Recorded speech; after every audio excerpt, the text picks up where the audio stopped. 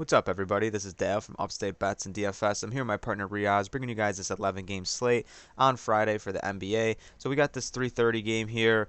We're not going to cover this one. We're going to go 7 o'clock down. That's usually like the main slate. So there technically is 12 games today. I don't think PrizePicks has just about everything out yet. Usually fantasy scores updated, but you know the drill here. You can sign up using promo code Upstate and get a free deposit match up to $100, and you can mix and match sports on PrizePicks. It's super simple. If this is your first time seeing a PrizePicks video or your first time joining us, welcome. This is what we do. We cover NBA, NFL for PrizePicks. The NFL video just absolutely smashed yesterday too, like over 1,000 views. Can't thank you guys enough for that. The support has been crazy. I know a couple people reached out on Twitter. They were hitting. A couple of our buddies were hitting, and I know Riaz had a good day. My day was subpar. I lost out on that Darren Waller.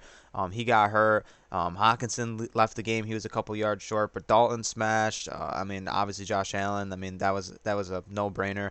But hear me out today. PrizePicks says that they're going to be doing some Black Friday deals. So let's get back on it today. If you haven't signed up yet, the promo code is down below. This would be an awesome time to get in because apparently these Black Friday days are Black Friday deals are going to be awesome. So I don't know what they're gonna. I don't know if it's going to be NBA or what sport it's going to be on. I'd imagine they have some NBA promos going on, but we don't really know yet. When I logged on today, it said that they were going to be doing them. So either way, Riaz is going to start us off here.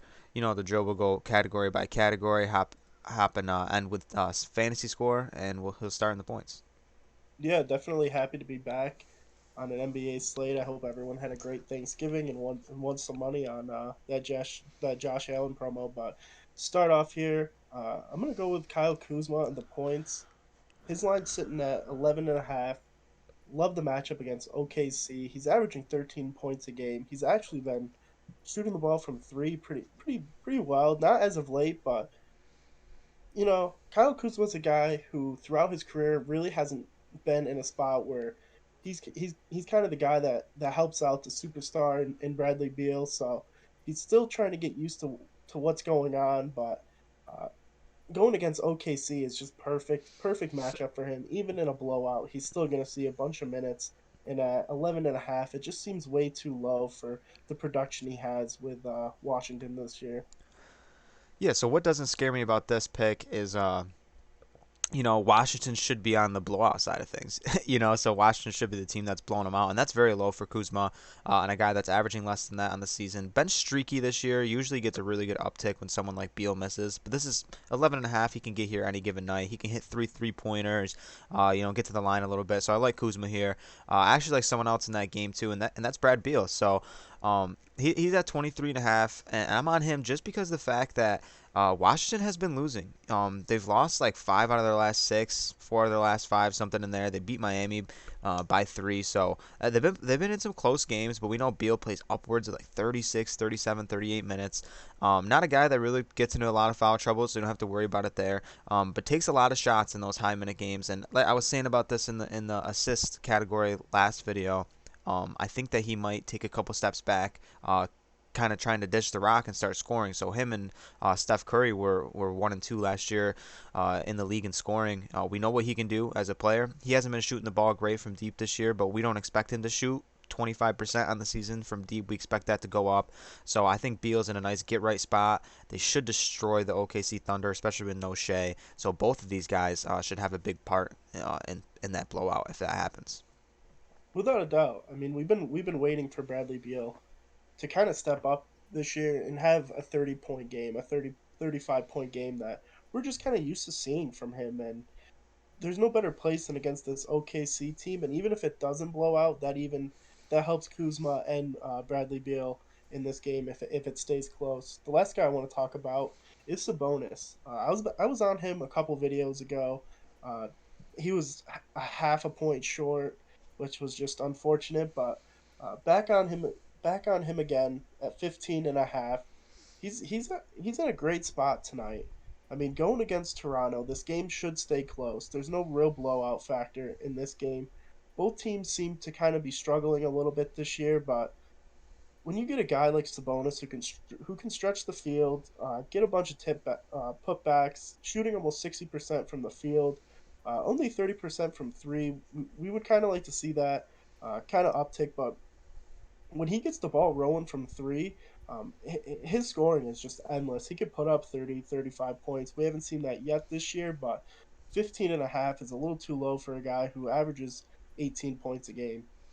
He's been so up and down this season. Um, so he's got to get right soon, man. Like we know this is not who he is. Like we know that he can be consistent. You know, like you said, almost 20 point per game scorer on a night in night out basis. So I think they've been playing kind of well as of late. You know, they blew out Chicago. They went to the overtime with the Lakers. I feel like they're going against this Toronto team. They should feel like they can hold their own. It should be close.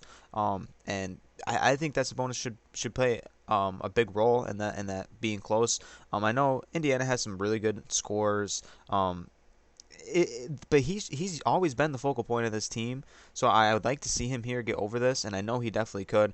And like you said, he's not the type of guy that really goes out there and stretch the floor, but he can do it on any given night. Really, we see nights where he's hit over three pointers this season, so that definitely is a solid boost there.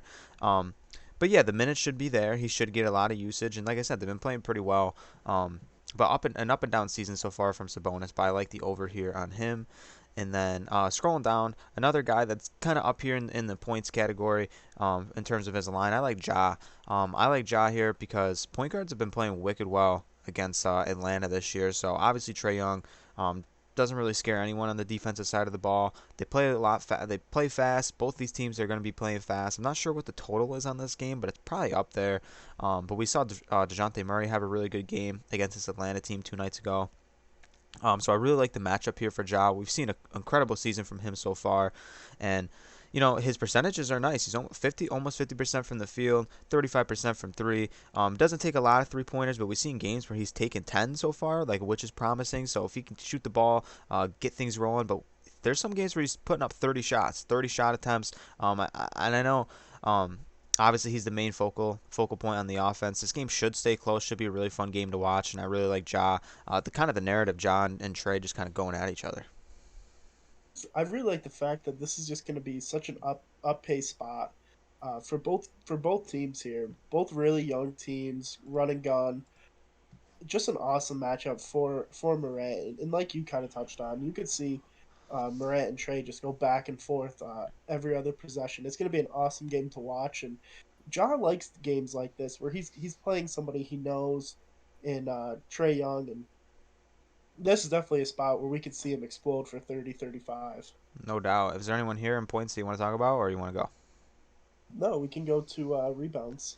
Yeah, so there's a couple guys here I'm on for rebounds, man, and I think we're on the same guy here.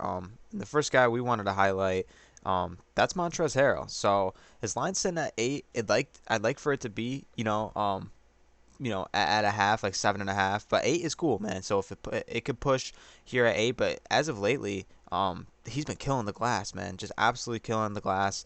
The minutes are the kind of the problem for Harrell, but he's a really good point per minute guy. Like when he's out there and he's playing, he definitely grabs a lot of rebounds. So hopefully he can get upwards of minutes. We've seen games where they were missing Daniel Gafford and he was playing like 34, 35 minutes. But as of late, 25, 27, but can get there at any point. And against this Thunder team that doesn't rebound the ball really well, I love him in the spot. Yeah, I don't really think there's anybody who can guard Harold, and that's kind of the big thing here for me with the boards. And we know every time he goes out and plays 30, 35 minutes, he just grabs just an ungodly amount of rebounds. And you can't really look at his averages because the beginning of the season he really didn't play that much until Gafford got hurt. And when we saw him step into that starting role, he was just unbelievable. But to kind of keep it in the same game, I like Baisley in this matchup. There's really no one on this team, especially that Shea is out, that is going to grab a bunch of boards and just kind of be the guy of just crashing the offense and defensive boards. And Baisley's a tall power forward in this league. He's a big, lengthy guy. He can stretch the floor. So, kind of sitting at his average, we really haven't seen him just explode in the rebound category this year. His minutes have kind of been up and down. We've seen him play 20 minutes, 25, and then there's some games where he plays 33. I think this is a game where he does get upwards to 30, 35 minutes. So, great spot for Baisley. I like Baisley as an athletic power forward. Them two should be going at it. I like Harrell's energy a lot more. Like Harrell's just a big energy guy. Takes charges, gets hype. So just in terms of matchup there, I prefer Harrell. But I think both guys are in a good spot. 6.5 for Baisley. It's about where he's been all season, and this is definitely a spot where he can get over that. So I really like Baisley there too. The next guy I'm on Riaz's guy, man. I can't believe I'm clicking on him because usually I'm the guy clicking on him for Riaz. That's Clint Capella, but he's just been smashing, dude. Like, I know 11.5 might seem a little high, but out of the past, like, 8, 9 games, just been getting over that. And you want to take the whole entire game log for the last 15 games. There's been 3 games he hasn't get there, so he's about 12 out of the last 15. He's been getting over this. Some games he does push at 11, um, but for a matter of just getting over 11.5, it's about 12 out of the last 15, and that's just crazy production, crazy minutes from him. I didn't expect him to play 35 minutes, 32 minutes a game so far this season, but that's awesome to see. Definitely could deal with some foul trouble every now and then, which sucks. But he's the type of guy that can get here in a half. He just controls the boards, man. Like on this team, really good true center for this team, and yeah, we're always on Clint in the points. I'm ready to hop over to him on the rebounds because he's just been killing it. Yeah, Clint Capella's been just absolutely smashing. I've been on Clint Capella all year and kind of John Collins, but if you just kind of look at the last 7, 8 games, John Collins really hasn't been grabbing that many boards. It's been primarily Clint Capella, and 11.5, like you said, it is scary, but he goes out and grabs 14, 15 boards almost every single game. I love this matchup against uh, Memphis. I actually wasn't going to talk about Clint Capella, but I'm glad you brought him up. Memphis is a really bad uh, rebounding team. The fact that they have Morant grabbing just a ton of boards kind of goes to show that they they're just not there grabbing the boards, and Clint Capella is going to scoop up a bunch tonight. So I'm on Clint Capella as well. The last guy I want to talk about is Julius Randle. His line's sitting at 9.5.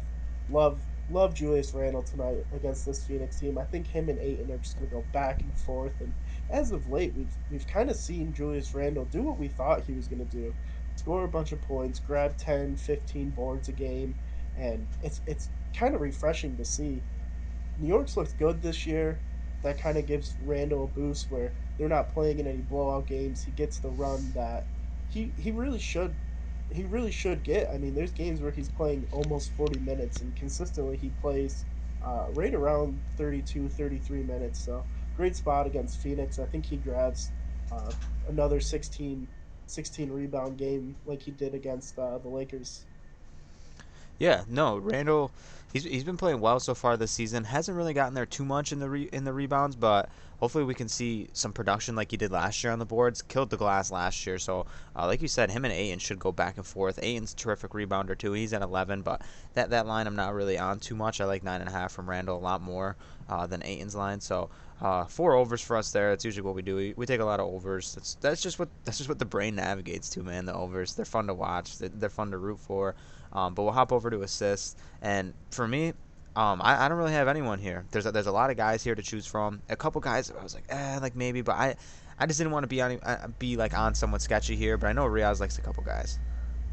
I'm only on one guy. It's kind of a weird pick, but I'm going with Draymond Green. He's leading the team with assists. He's sitting right at his line at 7.5. Curry just makes a ton of threes. Andrew Wiggins has been playing uh, really well as of late. So Draymond Green is in a great spot against Portland here. I think it's going to be a pretty close game. McCollum and Lillard have started playing better as of late, so I think this game does stay close. But the fact that Draymond Green is averaging only almost 8 assists per game is just incredible. And the fact that he's got Steph just shooting the ball as well as he's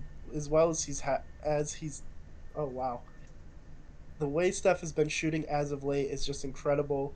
Draymond Green is the guy to kind of make all the plays happen. He's not a really good shooter, and he's just there to be the playmaker. So Draymond Green over 7.5. I really like in the assist category. I haven't been on him once this year. Like, and he's been hitting like a lot so far. And I haven't been on him once this year, and this is an awesome spot for him to get to him. It should be a really nice matchup in this late game going against Portland. Like I said, I've been playing better lately. Portland has. The game should stay close. McCollum, Curry could be going. Lillard and Curry could just be like back and forth, and he's got Poole that's been shooting the ball well. Wiggins been playing good. Obviously, Steph is amazing. So this is a really good spot. I watched some of that Warriors game. Um, against Philly, and I mean, you saw Draymond go for 7 assists, but just the way Golden State moves the ball is just amazing to see. It's like watching the Spurs back in the day. But yeah, the Golden State just moves the ball so well, and when Clay comes back, it's gonna be just so seamless. So I love watching this Golden State Warriors team play, and I know everyone looks at Steph, but Draymond's kind of the guy who keeps the engine rolling, in this team. Like, he's got high energy, moves the ball. Like, so I really like Draymond in this spot, man. Definitely one of those guys that looks really good tonight at 7.5. I have 3 pointers made. This is a spot where I like to just target guys that put up a lot of threes. And the first guy I wanted to talk about, I wanted to be on Ludor. I really did against Washington. And I don't know if you're on Ludor or not, but he just burns me every time. But I wanted to go to Gary Trent, and his line went up too. So right now, I'm kind of just scared on 3 pointers right now. No one I'm really just loving tonight for 3 pointers. Yeah, we know Dort just just has been shooting a ton of threes, making a ton of threes, but that 2.5 just seems a little much. But really, the only guy I'm on is Lamelo tonight at 2. I love that his line is at 2. If you just look at his last 4 games, he's made 4, 3, 3, and 4, shooting almost 40% from three. We know the volume of threes he takes. I mean, he takes just under double digits every single game, and Lamelo's kind of a special player. It's kind of crazy to say. We all know we've been watching him since high school. Just an awesome shooter, and for his line to be sitting at 2 just kind of goes to show that some games he just hasn't been there, but he's taking the volume of shots that we kind of need. And if you just look at all of his game logs, I mean, he's either making 2 or 3 or he's making none. So I'll bet against him making over 2 every single night. Yeah, Lamelo here, he looks good, man. Especially as of late, the past like 5, 6 games, been shooting a lot more shots. And then I didn't think he was going to be like that when Rozier came back, but he really is the offense, man. He like, similar to Draymond, like he's just this guy that just like he's got the energy. He does a lot, like everything on the court. A great scorer that I didn't think that was going to be. I didn't think he was going to be this good of a scorer when he got into the league, man. So he shocked me for sure. The three ball's been dropping at a decent rate. It probably it's going to improve over his career, but still at 38%, like you said, it's still solid. And I think it's a solid spot for him to get over too, man, against this Minnesota team. Should be an uptick matchup. I honestly think so.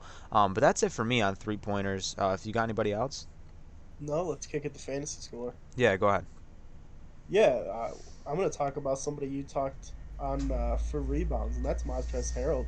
Uh, he's sitting at 29.5, and we see when he gets good run, he just explodes. I touched on it before, I'll touch on it again. The fact that he goes out there and just gets monster double doubles, grabs 15, 11 to 15 boards, it's just awesome to see. And like we said before, this OKC matchup could turn out into a blowout, but even if it is a blowout, Harold just doesn't get that much run. Uh, Usually, so even if it is a blowout and he's in the starting lineup, he's going to absolutely explode.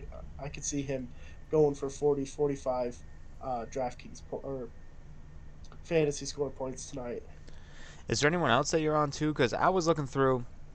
A couple guys are just right where they should be for me. I wasn't, really going to be hammering anybody.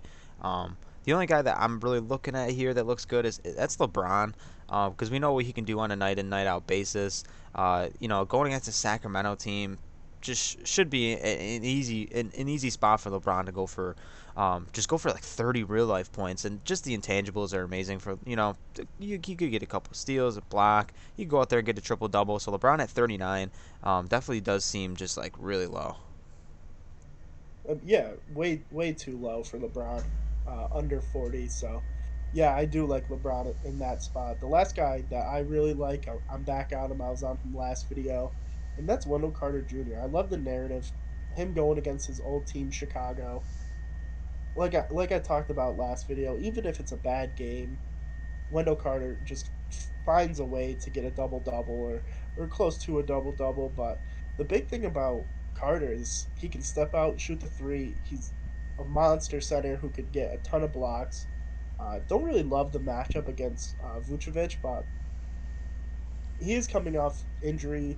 He's been out for a while. Both these players, swap teams, so little narrative for both of them. But I like the discount we're getting for Wendell Carter Jr. at 28.5. Yeah, no doubt. He's been a guy too that we've been on consistently. He's been like, it sucks. It's crazy to say, but we've just been hitting him in the right spots. And like you said, this is a narrative game. I know Vucevic is back, but I don't know if he's going to be at full strength one and playing full minutes two either. So both guys look good, and I think Carter is a guy at 28 that stands out a little bit more to me. Because he can go out there and have a nice double double, get a couple blocks too, so he can get there pretty easy. And is that it for you? Yep. Yeah, so solid set of games, man. 11 games. Not everything is completely out, but I think we have enough guys here where we can just absolutely find a lot of different lines that we love. And I'm really excited to get to this slate. Riaz said it in the beginning of the video. I hope all you guys had an awesome Thanksgiving. Ours was good too. So if we missed a line that you really like, drop it down below. If something comes out later in the day or something shifts, drop it down below. You can not only help us out, but you can help out others who watch the video. So if you haven't liked the video, like it. Drop a sub if you haven't, ring that bell notification, and we'll see you on the next video, guys. Peace.